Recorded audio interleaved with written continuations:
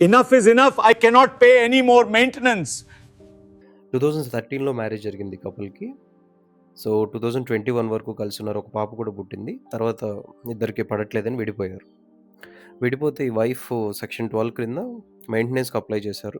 జనరల్‌గా domestic violence case జరిగిన తర్వాత అత్తామామలు, కోడలు ఒకే చోట ఉంటే గొడవలవుతాయని లీగల్‌గా ఈ ప్రొవిజన్ ఇచ్చారు. ఏంటి ఆవిడ సెపరేట్‌గా ఉంటే ఆవిడకి హౌస్ రెంట్ పే చేయాలి అని.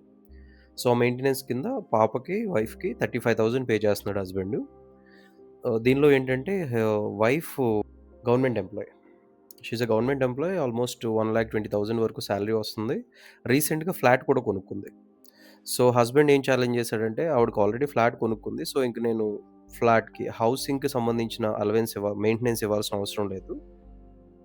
పాపకు మాత్రం పే చేస్తానని చెప్పాడు. బట్ వైఫ్ ఏమంటదంటే, నేను ఫ్లాట్‌కి ఈఎంఐ కట్టుకోవడానికి డబ్బులు కావాలి. సో నాకు హౌస్ రెంట్ అమౌంట్ 20,000 ఏదైతే ఉందో అది ఇవ్వాల్సిందని ఆవిడ కంటెస్ట్ చేసింది.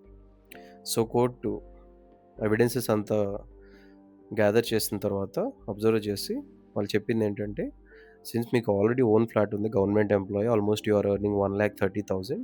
సో ఇక్కడ హస్బెండ్‌కి పే చేయాల్సిన అవసరం లేదు అని చెప్పి ఆర్డర్ వచ్చింది. సో ఫైనల్‌గా హస్బెండ్ సేవ్ అయ్యాడు. మీలో కూడా ఎవరైనా డొమెస్టిక్ వైలెన్స్ కింద మెయింటెనెన్స్ పే చేస్తే చేంజ్ ఆఫ్ సర్కమ్స్టెన్స్ అనే ఒక ఆప్షన్ ఉంటుంది సెక్షన్ 25 కింద. సో అలాంటి చేంజ్ ఏమన్నా వస్తే మీరు కూడా రివిజన్ పిటిషన్ ఫైల్ చేసుకోవచ్చు. సో మీకు ఇలాంటి రిలీఫ్ వస్తుంది.